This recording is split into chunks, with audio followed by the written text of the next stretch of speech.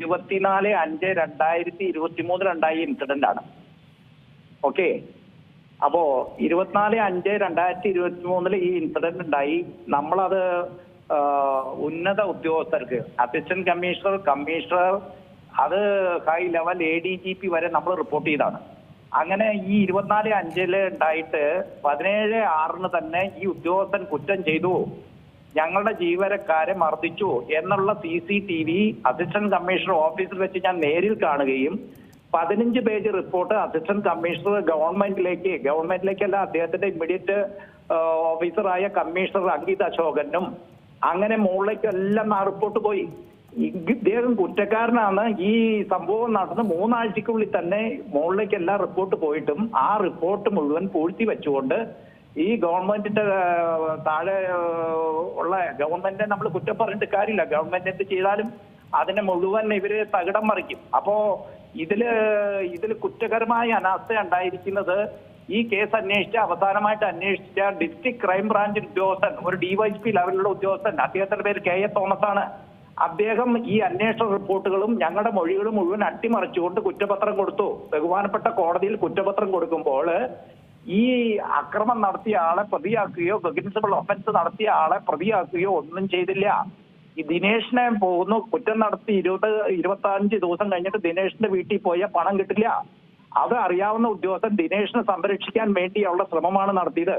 അടിയന്തരമായിട്ട് ഗവൺമെന്റ് ഈ ഉദ്യോഗസ്ഥനെ, ഇപ്പോൾ സസ്പെൻഷനിലായ ഉദ്യോഗസ്ഥൻ, അത് 75% സാലറി വാങ്ങിച്ച് അദ്ദേഹത്തിന് സുഖമായിട്ട് വീട്ടിലിരിക്കാം. ആ ഉദ്യോഗസ്ഥനെ ഇത്രയും തെളിവുകൾ 2.5 കൊല്ലമായിട്ട് ഗവൺമെന്റിന്റെ മുമ്പിൽ കൃത്യമായ തെളിവുകൾ ഉള്ളപ്പോ, നഗ്നമായ നേത്രങ്ങൾ കൊണ്ട് കാണാവുന്ന ഒരു കുറ്റം ചെയ്തപ്പോ സുപ്രീം കോടതി വിധിയുടെ ലംഘനം നടത്തിയ ഉദ്യോഗസ്ഥനെ ഒരു കാരണവശാലും സർവീസിൽ ഇനി ഒരു നിമിഷം പോലും തുടരാതെ അദ്ദേഹത്തെ അടിയന്തരമായി പിരിച്ചുവിടുകയും അതോടൊപ്പം തന്നെ ഈ കുറ്റകൃത്യത്തിന് നേതൃത്വം കൊടുത്ത ഈ SIയോടൊപ്പം കൂട്ടുപ്രതികളായി പ്രവർത്തിച്ച കുറച്ച് പോലീസുകാരുണ്ട്. മഹേഷ്, ജയേഷ്, ഡേവിസ്, മനീഷ്, യൂസഫ്, 5ഓളം പേര് കൂടി പ്രതികളാണ്. ഇദ്ദേഹത്തിനോട് കൂടെ ഈ മർദ്ദനത്തിന് നേതൃത്വം കൊടുക്കാൻ വേണ്ടി അദ്ദേഹത്തിനോട് കൂടി എല്ലാ സഹായം ചെയ്തു കൊടുത്ത ഇവർക്കെതിരെ നടപടി ഉണ്ടാവണം.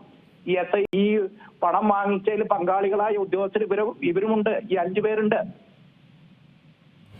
അതായത് അപ്പോൾ ഈ 5 പേർക്കെതിരെ എന്തെങ്കിലും നടപടി സ്വീകരിച്ചിട്ടുണ്ടോ? ഈ രതീഷ് എന്നുള്ള ഉദ്യോഗസ്ഥനെതിരെ നൽകിയിട്ടുള്ള നടപടിക്ക് പുറമെ മറ്റുള്ളവർക്കെതിരെ എന്തെങ്കിലും നടപടി നിലവിൽ സ്വീകരിച്ചിട്ടുണ്ടോ? ഇതേവരെ നടപടികളൊന്നും എടുത്തിട്ടില്ല.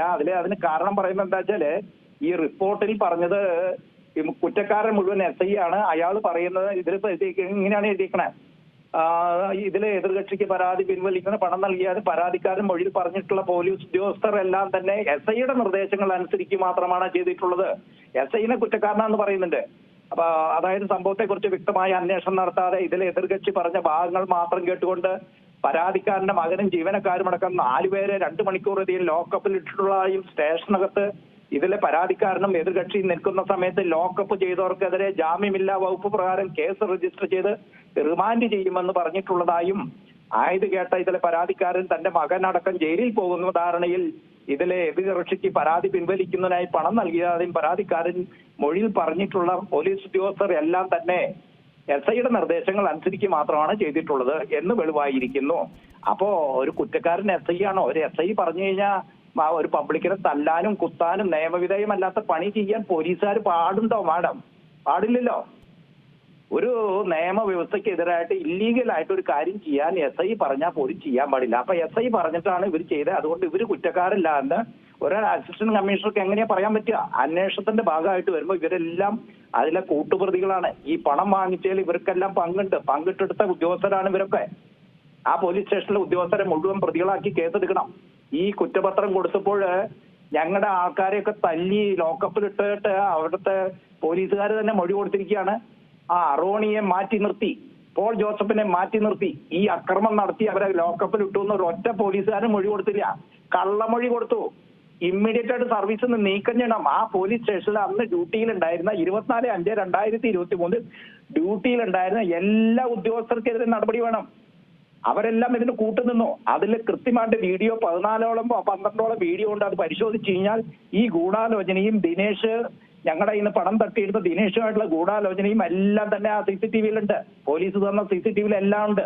ഒരു സ്പെഷ്യൽ ഇൻവെസ്റ്റിഗേഷൻ ടീം അന്വേഷിച്ചുകൊണ്ട് അന്ന് ഡ്യൂട്ടിയിലുണ്ടായിരുന്ന കംപ്ലീറ്റ് പോലീസുകാർക്കെതിരെ നടപടി എടുക്കണം. ഇതൊരു മാതൃകാപരമായ ഒരു ശിക്ഷാ നടപടി എടുത്താൽ മാത്രമാണ് നമ്മുടെ പോലീസിലെ പുഴുക്കുത്തുകളെ നീക്കം ചെയ്താൽ മാത്രമാണ് നമ്മുടെ പോലീസ് സേനയുടെ അന്തസ്സ് മുഖ്യമന്ത്രി പറഞ്ഞ മാതിരി സംരക്ഷിക്കുന്നതിന് ഒരു സ്റ്റാർട്ടിംഗ് പോയിന്റെങ്കിലും ബിറ്റിയിൽ നിന്ന് തുടക്കം ആരംഭിക്കണം.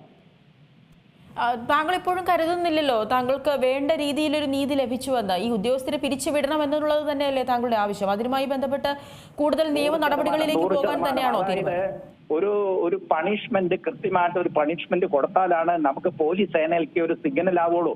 അല്ലെങ്കിൽ ഒരു സസ്പെൻഷൻ കൊടുത്ത് 6 മാസം കഴിഞ്ഞ് റിവോക്ക് ചെയ്ത് ഇപ്പോ ഇത്രയും അക്രമം ചെയ്ത ആളെ അക്രമം ചെയ്തു എന്ന് ബോധ്യപ്പെട്ടിട്ടും അസിസ്റ്റന്റ് കമ്മീഷണർ, 2 അസിസ്റ്റന്റ് കമ്മീഷണർമാർക്കും കമ്മീഷണർക്കും DIGക്കും ബോധ്യപ്പെട്ടിട്ടും അദ്ദേഹത്തിന് പ്രൊമോഷൻ കൊടുത്തു എങ്കിൽ ആ ഉദ്യോഗസ്ഥന്മാരെയാണ് ആദ്യം സസ്പെൻഡ് ചെയ്യേണ്ടത്.